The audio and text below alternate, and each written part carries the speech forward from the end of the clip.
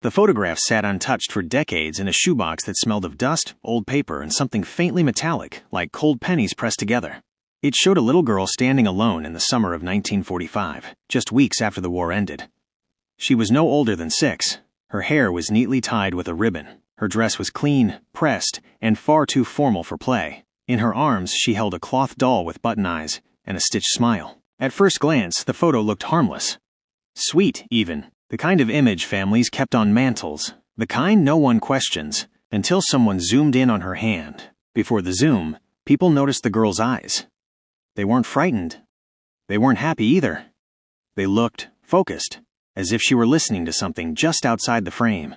As if the doll wasn't a toy, but a responsibility. The photograph was taken behind a boarding house near the rail yards, temporary housing that filled up fast when soldiers came home and just as quickly emptied when people disappeared.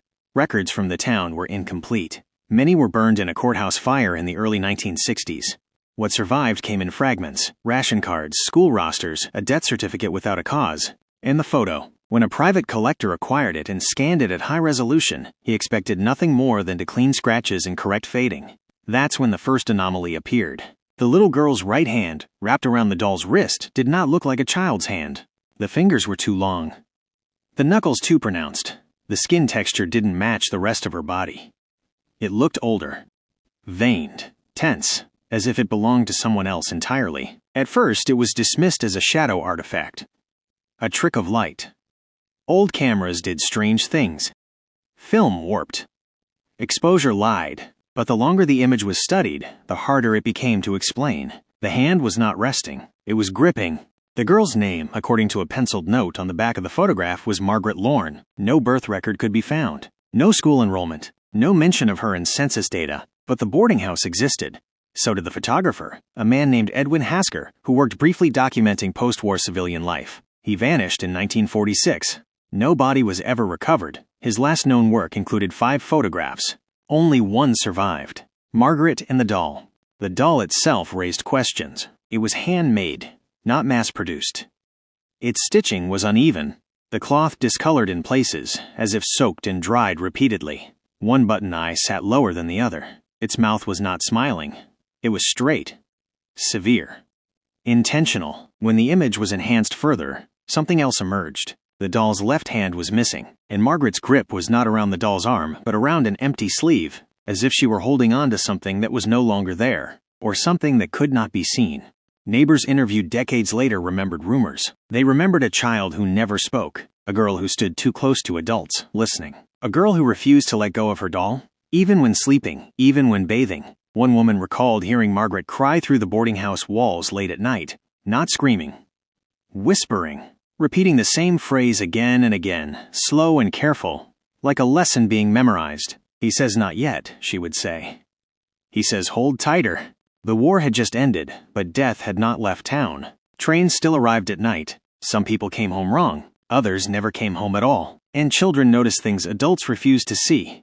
When the photograph was finally restored fully, contrast balanced, grain reduced, detail sharpened, the hand revealed its final secret. The fingernails were cracked, dirty, and under the nails, pressed deep into the skin, were thin, dark lines, like dried blood. Not Margaret's blood, someone else's.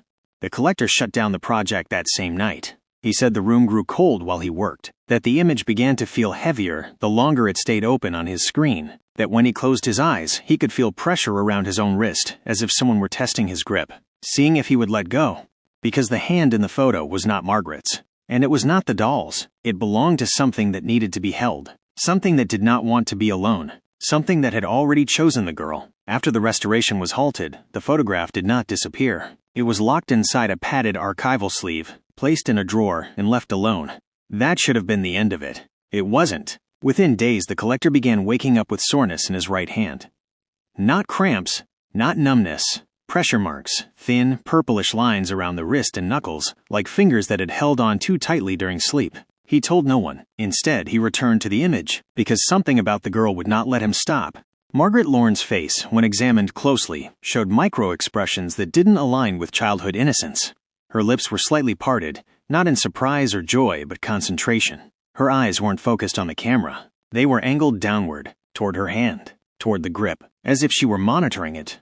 A second scan revealed something even more unsettling. The skin tones on Margaret's arm and the strange hand did not match, not even close. Where her arm showed soft gradations of light and shadow, the hand appeared flat, dense, almost pressed into the photograph itself. The veins followed no natural pattern. The wrist bent at an angle impossible for a living limb. This was not motion blur. This was not damage. This was presence. The boarding house records, thin as they were, revealed one more detail. In early September of 1945, a child was reported missing from the property. Not Margaret, another girl. No name recorded. Only a note written in shaky ink. Last seen with doll. The doll. The more it was studied, the worse it became. Zooming in on the fabric revealed stains beneath the stitching, dark, irregular patches that did not align with normal wear. The cloth had been unstitched and restitched multiple times, as if something inside had been removed, then forced back in. And the empty sleeve. That sleeve wasn't collapsed the way cloth normally falls. It was stretched, pulled, as though something invisible still occupied it. A child psychologist consulted on the image offered a chilling interpretation. Margaret's posture, rigid shoulders, locked elbow, firm grip, matched that of a child restraining someone else. Not comforting. Not holding. Containing. That's when the collector noticed the background. Behind Margaret, near the edge of the frame, stood the boarding house wall. Wooden planks. Peeling paint. A narrow window. Inside the window's reflection, barely visible, was another shape. A second child. No face. Just the outline of a head. And a raised arm, reaching toward Margaret's hand. The photograph was never meant to show one child. It showed two. One was just no longer fully there. The town's oral history filled in what records could not. In the final weeks of the war, a soldier returned home unstable. He stayed at the boarding house. He had a daughter. He kept her locked in their room when he drank. One night, neighbors heard screaming. The next morning, the soldier was gone. So was the child. Margaret was seen later that day in the yard, holding her doll, holding something else. Children, it was said, were closer to the thin places. They could feel when something refused to move on, and sometimes, out of fear or kindness or obedience, they helped hold it here. The hand in the photo tightened the more it was studied. That was not imagination. Frame-by-frame comparison showed it clearly. The fingers curled in, increment by increment, as if responding to attention, as if feeding on it. The collector stopped sleeping. Every time he closed his eyes, he felt the same sensation. A small hand in his own. Too strong. Too cold. Not wanting to be dropped. And then the doll appeared in his apartment. He did not remember buying it. He did not remember bringing it inside. But it was there, sitting upright. One sleeve empty. The other, clenched. The doll was not supposed to exist outside the photograph. That was the thought that kept returning. Over and over. Like a nail tapped gently into the same place until it finally breaks skin. The collector stood in his apartment doorway for nearly an hour staring at it. It sat on a chair he never used. Its fabric was older than any modern replica. The stitching matched the photo perfectly, uneven, hand-pulled, deliberate. One button eye was lower than the other. The empty sleeve rested across its lap, limp but not collapsed. The other sleeve was clenched, not sewn shut, clenched. He didn't touch it. Instead, he searched for fingerprints. There were none. No dust disturbed. No sign of forced entry. The locks were intact. The windows closed. The only thing out of place was the doll, and the feeling in his right hand, which now throbbed as if bruised from the inside. That night, he dreamed of Margaret. She wasn't older. She wasn't younger. She was exactly as she appeared in the photograph, standing stiffly, eyes lowered, arm extended forward. But this time, there was no doll. She was holding a wrist, a grown wrist, his. Her grip was iron, and she whispered, very calmly, very carefully, like a child repeating rules, "You can't let go yet." He isn't finished. He woke up screaming. His hand was numb. Purple marks circled his wrist, deeper than before. One nail-shaped crescent had broken the skin. The next morning, he returned to the photo. He didn't want to, but something inside him knew that if he didn't look, if he looked away, something worse would happen. The image had changed. Margaret's hand was no longer angled downward. It was higher, closer to the camera, closer to him. The doll's empty sleeve, previously hollow, now showed a faint outline. 5 thin impressions, finger-shaped, as if something had slipped halfway back in. He reached out without realizing it, stopped himself inches from the screen. The pressure in his hand intensified instantly, as if something on the other side had noticed the gesture and responded. That's when he understood. The photograph wasn't being restored. It was being completed. A second expert was brought in, quietly, unofficially. A man who specialized in anomalous historical media. He refused to give his real name. He studied the image once. Just once. Then he shut the laptop. "This isn't a haunting," he said. "It's a transfer." He explained it simply. In times of mass death, wars, epidemics, disasters, some spirits didn't move on cleanly. They attached to objects. People. Especially children. Children were anchors. They could hold what adults couldn't. Margaret wasn't haunted. She was assigned. The doll was not a toy. It was a vessel, and the hand in the photo belonged to the thing inside it. Something that needed a grip. Something that could not cross over unless someone held it long enough. "How long?" the collector asked. The man shook his head. "Until someone else takes over." That night, the collector dreamed again. This time, the boarding house was full. Beds lined the halls. People lay still beneath blankets. Some breathed, some didn't. Margaret walked between them, small feet silent on the floor, dragging the doll behind her. Wherever she passed, the breathing stopped. Not violently, gently, as if permission had been given. When he woke up, the doll was closer to his bed. The clenched sleeve rested on the mattress. And for the first time, he felt fingers close around his own. By the fourth night, the grip no longer felt foreign. That realization frightened him more than the pain. The pressure around his hand had become constant, present even while awake, even while moving. Not heavy, not crushing. Just there, like a child holding on in a crowded place, afraid of being lost. He wrapped his wrist in gauze. It did nothing. The marks appeared beneath it anyway. The doll began to change. Its fabric darkened, especially around the seams. The empty sleeve no longer lay flat. It twitched occasionally, subtle enough that doubt could survive, but real enough that he stopped blinking for long stretches of time. The button eyes no longer reflected light evenly. One always seemed to watch him.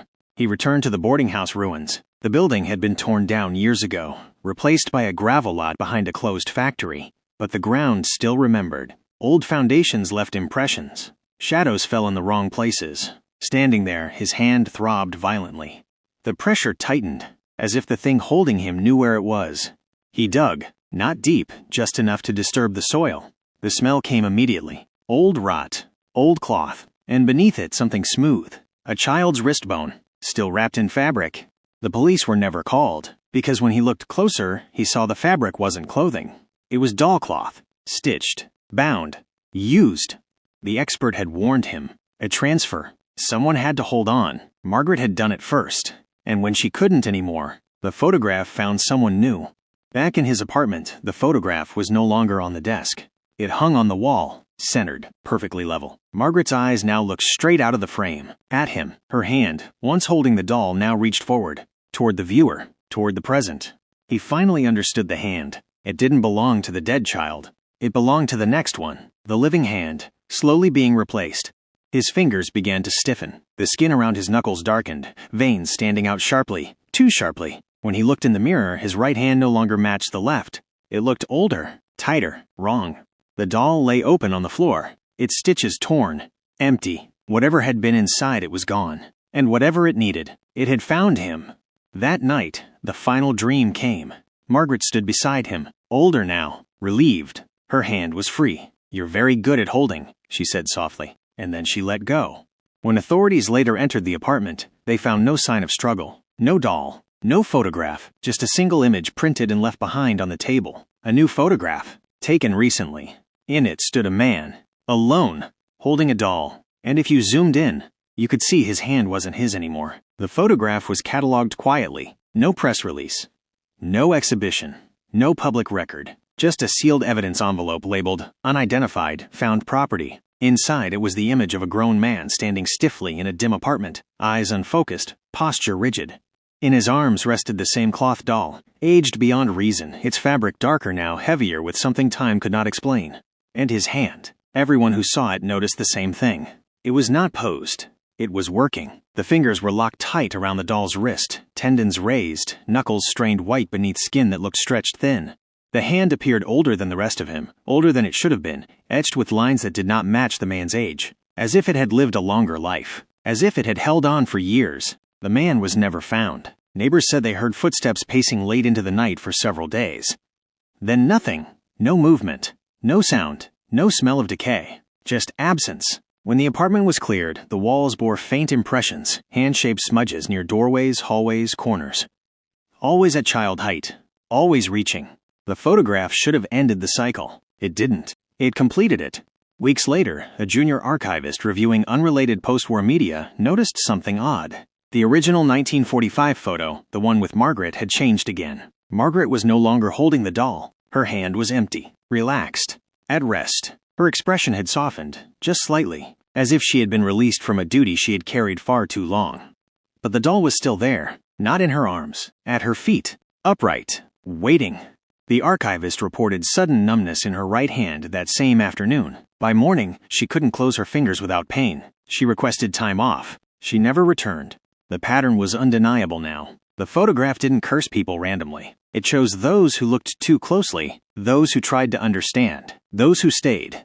Children had always been the first choice, but adults would do, especially ones who believed they could let go. In 1945, the world was filled with the newly dead. The war ended, but no one knew where to put all the grief. Some of it stayed behind. Some of it needed to be held. And somewhere between the click of a shutter and the soft tearing sound of cloth being stitched closed, a promise was made. Not spoken, but understood. Someone will hold on, so the rest can leave. The doll was not evil. It was a tool. The hand was not monstrous. It was necessary. And the little girl in the photograph, she was not cursed. She was trained. Because the most dangerous thing a spirit can be is unfinished. The final record associated with the photograph was never meant to be found. It existed only as a maintenance log entry, typed, unsigned, and buried among hundreds of routine notes. Image removed from cold storage at 2:14 a.m. Returned at 2:17 a.m. No staff present. Security footage from that night showed nothing unusual. No movement. No doors opening. No one entering or leaving. But when the image was checked the next morning, it had changed. Again, the little girl from 1945 no longer looked toward the camera. She was looking down at her hand. Empty now. The doll was gone. In its place, standing just behind her, was a shape the restorers had never seen before. Tall. Unfocused. Human only in outline. And at its side, held firmly in its grasp, was a new hand. Adult. Living. Unmistakably real. The truth became clear too late. The photograph was not a record of something that happened. It was a mechanism. A relay. A way of passing responsibility from one holder to the next. Margaret had been taught to hold the doll. The doll had been taught to hold the dead. And when the world changed, when children could no longer be asked, the image adapted. It chose anyone willing to look long enough. The last confirmed sighting of the photograph occurred during a private estate auction. No listing. No catalog number. Just a framed print leaning against a wall. A woman paused while passing it. Witnesses said she stared for a long time. Long enough to miss a bid. Long enough to reach out. She purchased nothing that day. But she left holding something. Weeks later, a new image surfaced online. Low resolution, poor lighting. A modern photograph taken on a phone. A woman standing alone in a hallway. In her arms, a cloth doll. Old. One sleeve empty. The other clenched tight. Comments flooded in before the post was removed. People asked about the doll. About the grip. About the strange way her hand looked too tense. Too aged. Too practiced. Someone typed, "Why does it look like she's afraid to let go?" Because she was. If you ever find an old photograph that feels heavier the longer you stare, if you notice a hand that doesn't quite belong, if something in the image looks like it's waiting for you to notice it, don't zoom in. Don't restore it. And whatever you do, don't reach out. Some things survived the war because someone held them back. And once you take that hand, it never lets go. Welcome to Forgotten Remains, where the past isn't gone. It's just waiting for someone to hold it.